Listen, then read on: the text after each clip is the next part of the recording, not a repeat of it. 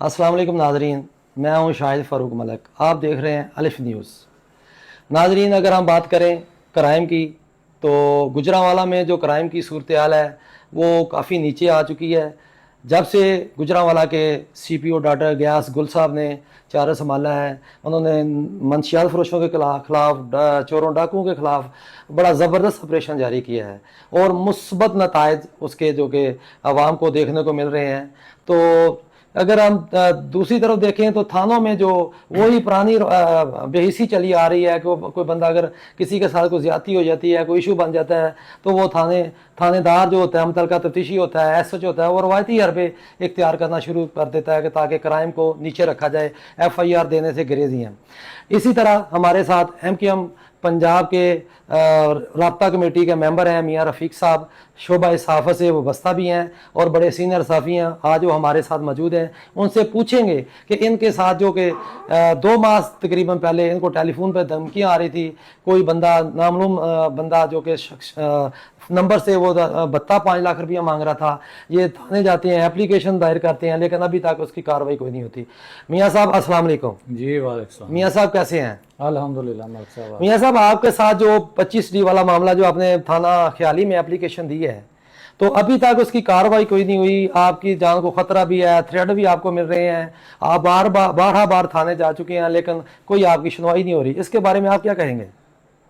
जी मलिक साहब, मैं तकरीबन 16/6/2026 को, इससे पहले मुझे हफ्ता डेढ़ हफ्ता पहले जो ना काले वसूल होने शुरू किए हैं, व्हाट्सएप पे कालें आई हैं, मुझे थ्रेड दिए गए हैं, मुझे 5 लाख रुपया जो मुझसे डिमांड भी की गई है कि मुझे 5 लाख जो हमें वो आप दें, नहीं तो आपकी फैमिली को या आपको किसी भी फ़र्द को हम नुकसान पहुँचा सकते हैं। मैं इसी हवाले से साथ मुझे ये भी थ्रेड था कि थाने कचहरी की तरफ आप गए तो फिर भी हम आपको मज़ीद नुकसान पहुँचाएँगे। मैंने हौसला करके अपने आप को पाँव पे खड़ा करके बड़ी हिम्मत करके थाने गया हूँ।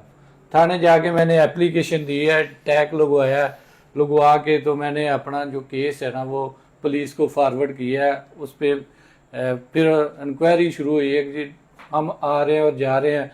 जो रवायती पुलिस का अंदाज होता है, तफ्तीशी ने वही तरीक़ाकार हमें हमारे साथ अपनाया हुआ है। हम जब भी गए हैं उसने बोला कि जनाब मैं अभी डाटा पे लगवाया हुआ है, मैंने वो डाटा चल रहा है, आज रात को आपकी FIR हो जाएगी। मियाँ साहब ये बताएं, आपको IO ने क्या कहा? SHO के पास आप गए हैं, तो SHO ने क्या आप कार्रवाई के बारे में कहा कि हम कार्रवाई करते हैं या नहीं करते? इसके बारे में ज़रा बताइए नाजरीन को। 15 दिन तक तकरीबन जो है हमें जो हमारा तफ्तीशी है उसने एक रवायती तरीके से हमें बस एक ट्रक की बत्ती के पीछे लगाया हुआ था कि आज आपकी FIR हो जाएगी, आज हो जाएगी। आज नहीं हुई, मैं काम चला गया था, सुबह हो जाएगी, मैं डेटा निकलवा रहा हूँ। चलते चलते यहाँ पे वो जो SHO ख्याली था पहले वो चेंज हो गया, फिर एक दिन का उसमें गैप आ गया, फिर नए तरीके से जो हमारा प्रोसेस है उसने फिर शुरू किया। अब जो SHO हैं उनसे मेरी 2 बार जो है मीटिंग हुई है, 2 बार मैं उनसे बैठ के गुफ्तगू की है कि मेरी FIR जो है ना वो क्यों नहीं हो रही। नहीं मियाँ साहब, जो बंदा आपको काले कर रहा है, जो बंदा आपसे भत्ता मांग रहा है, उसके बारे में आपने पुलिस को बताया? मुतलका SHO शुक्रुल्लाह खान साहब हैं, इससे पहले सलमान संधू साहब थे, तो वो तो मुअत्तल हो गए किसी वजह से या करप्शन में जो भी उन पर इल्ज़ाम लगा।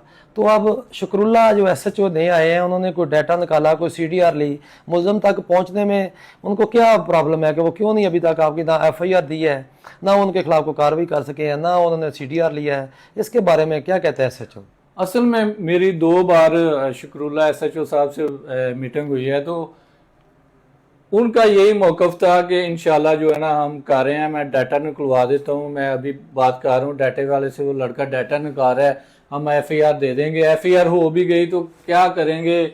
जो हमारा दूसरा तफ्तीशी है राना आसिफ, ठीक है, उसने यही रवायती तरीक़ाकार अपनाया कि FIR हो जाएगी मियाँ साहब, वो डाटा जो है कॉल ID कार्ड निकल रहा है खानेवाल का, तो आप हमें खानेवाल हम कैसे जाएंगे? मैंने बोला कि अगर खानेवाल का डाटा है, अगर वहाँ से आपने उठाना है तो मैं गाड़ी ले लूँगा, मैं अपना पेट्रोल खर्च कर लूँगा, आप FIR दें और जाएँ। ये FIR एक आदमी का डायरेक्ट रब्ता निकल रहा है कि मैं खानेवाल में हूँ और खानेवाल में ये मेरा ID नंबर है, ये मेरा रहायश का नंबर है, और एक नंबर जो लाहौर का है वो किसी औरत के नाम का है। तो ये तो मुल्ज़म बड़े ट्रेस होने वाले हैं, बल्कि ट्रेस ही हैं, इनका एड्रेस का भी पता है, इनका टेलीफोन नंबर भी चाह रहे हैं। ये तो कोई पुलिस के लिए वो मुश्किल काम तो नहीं है, इतना जदीद दौर जा रहा है, इतने इनके पास वसाइल हैं। शायद वो इंतजार कर रहे होंगे मुझे कोई नुकसान पहुंचाए जाए वो इंसान, या हाँ, ये बात मियां साहब की ठीक है। हो जाए। पाकिस्तान में जब भी कोई बड़ा हादसा रूनुमा होता है तो तब ही इंतजामिया को होश आती है, पुलिस को भी तब ही होश आती है। तो फिर वो जब बंदे का मर्डर हो जाए या कोई ऐसा सान्या हो जाए तब वो ये अदारे हरकत में आते हैं। मैं तो बिल्कुल पुलिस से मायूस हुआ हूँ। CPO साहब बड़ा अच्छा काम करवा रहे हैं मंशियात फरोशी में, ये दूसरे चोर डकैत जो बड़ा क्राइम काम हुआ है, लेकिन ये बत्ताखोरी वाला जो है मेरी नज़र में तो मेरे साथ ज़िंदगी में पहली दफ़ा ऐसा हुआ है।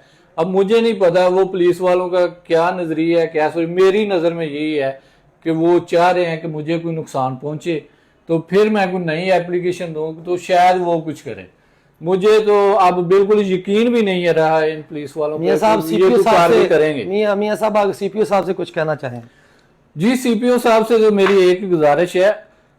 जब मलिक साहब एक बात मैं भूल गया, मुझे CPO मैंने जो इश्तिहार चलाए थे ये बत्ताखोरी के, इस लिहाज से मुझे CPO ऑफिस से 2 बार कॉल आई है।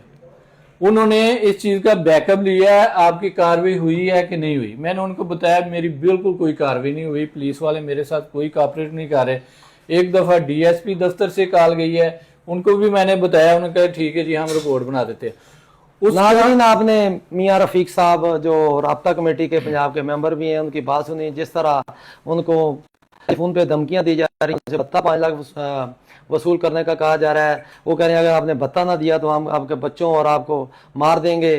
तो जिस तरह CPO गुजरांवाला बहुत अच्छा काम कर रहे हैं, इसी साथ साथ वो थानों में भी चेक एंड बैलेंस रखें ताकि जो साहिल थाने जाता है उसको बड़ी मुश्किलात का सामना करना पड़ता है। CPO साहब को चाहिए कि थानों में भी एक मौसर अंदाज में वहाँ भी चेक एंड बैलेंस रखें ताकि वहाँ को फौरी रिलीफ मिल सके। ये गुजारिश है हमारी CPO गुजरांवाला से। जिस तरह आप मंशियात फरोशों, चोरों, डाकुओं के खिलाफ आपने ऐलान जंग कर रखा है, इसी तरह जो हमारे थानों में थाना कल्चर को तब्दीली के लिए भी कोई ऐसा इंतजाम करें ताकि अवाम को उसकी रिलीफ मिल सके और अवाम जो कि इस तरह पुलिस के खिलाफ बहुत सारी शिकायतें हैं वो उनका भी अजाला हो सके। नाजरीन, इसके साथ ही शाद फरू मलक को इजाज़त दीजिएगा। अल्लाह हाफिज़।